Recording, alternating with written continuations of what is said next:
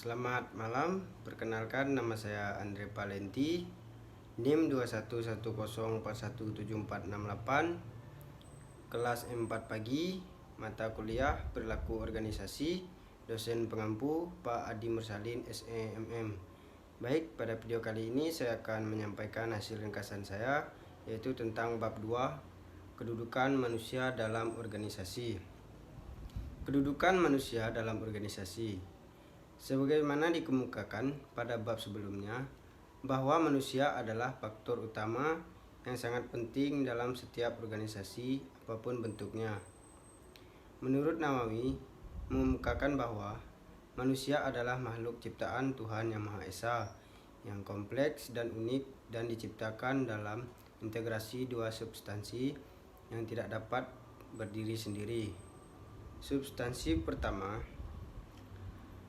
disebut tubuh, fisik atau jasmani sebagai unsur materi, sedangkan substansi kedua disebut jiwa, rohani atau psikis yang bersifat non-materi.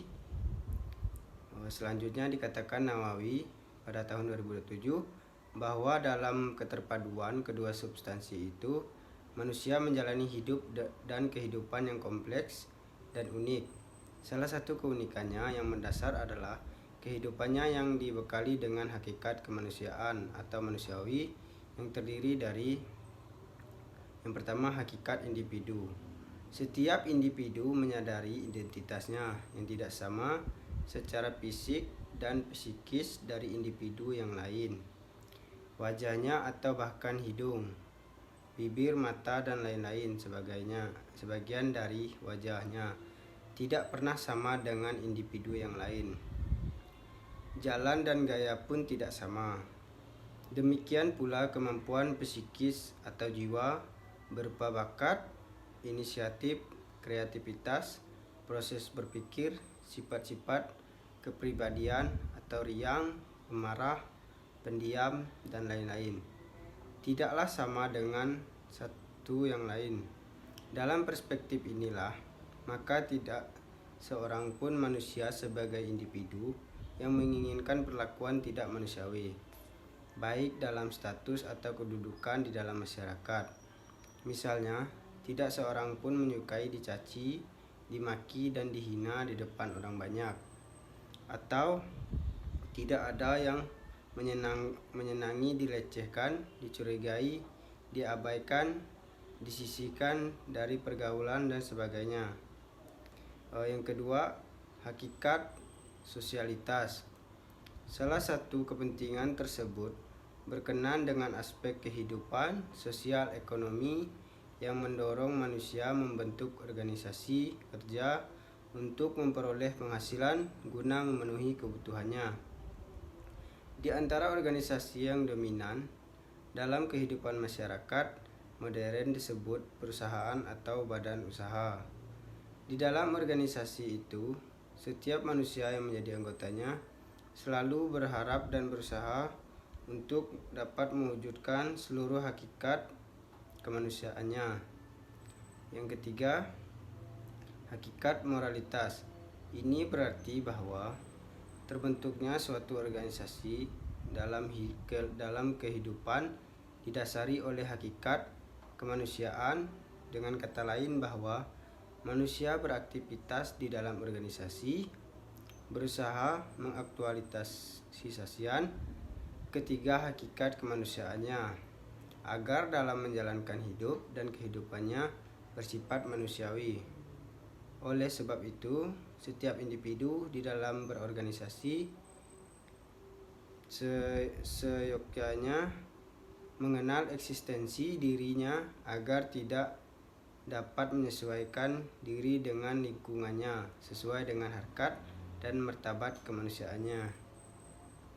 Pada prinsipnya, setiap manusia agar hidup layak berdasarkan hakikat kemanusiaannya, manusia memiliki kebutuhan yang harus dipenuhi. Yang pertama, manusia sebagai makhluk politik. Karena manusia merupakan makhluk politik, jelas ia mempunyai kepentingan di bidang politik. Kepentingan tersebut pada umumnya tercermin dari keinginannya untuk turut serta atau diikutsertakan dalam menentukan nasibnya. Yang kedua, manusia sebagai makhluk ekonomi. Tidak dapat disangkal bahwa manusia adalah makhluk ekonomi. Artinya, ia mempunyai beraneka ragam kebutuhan yang bersifat kebendaan yang ingin dipuaskannya. Yang ketiga, manusia sebagai makhluk sosial. Secara naluriah, manusia adalah makhluk sosial. Telah terbukti bahwa sejak permulaan eksistensinya, manusia menyenangi kehidupan berkelompok. Yang keempat, manusia sebagai makhluk individu.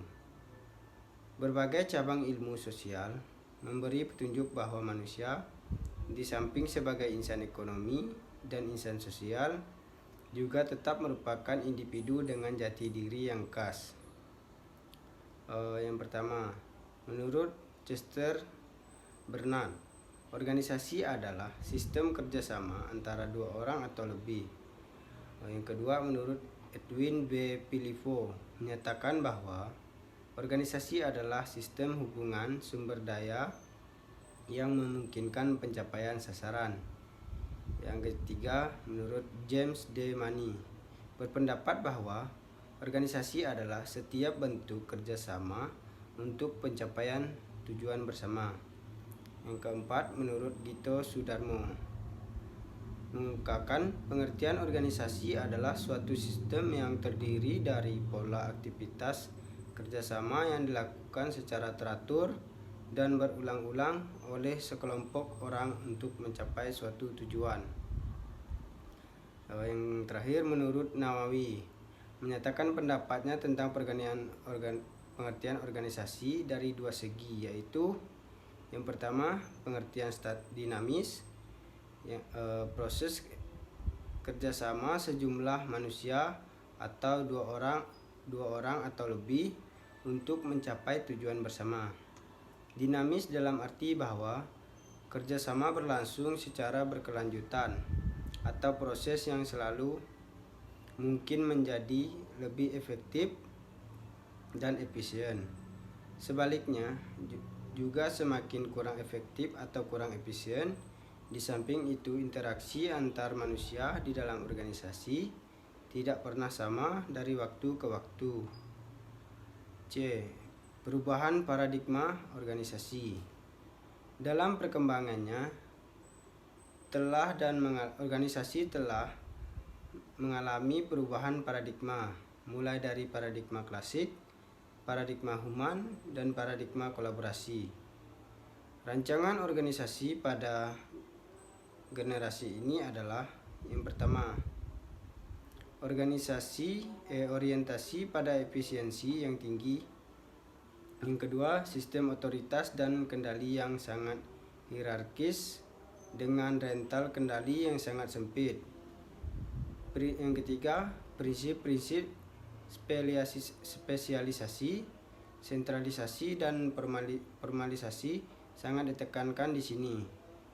Paradigma dalam aliran ini mendapat kritikan tajam karena memperlakukan manusia dalam organisasi seperti mesin atau kurang manusiawi. Organisasi dapat dilihat sebagai suatu proses mekanistik, kreativitas, inisiatif, dan partisipasi anggota tidak dihargai sama sekali. Dalam paradigma human, telah terjadi pergeseran pandangan tentang manusia di dalam organisasi. Baik, mungkin hanya itu hasil ringkasan saya. Jika ada yang kurang, saya minta maaf. Sekian, terima kasih, selamat malam.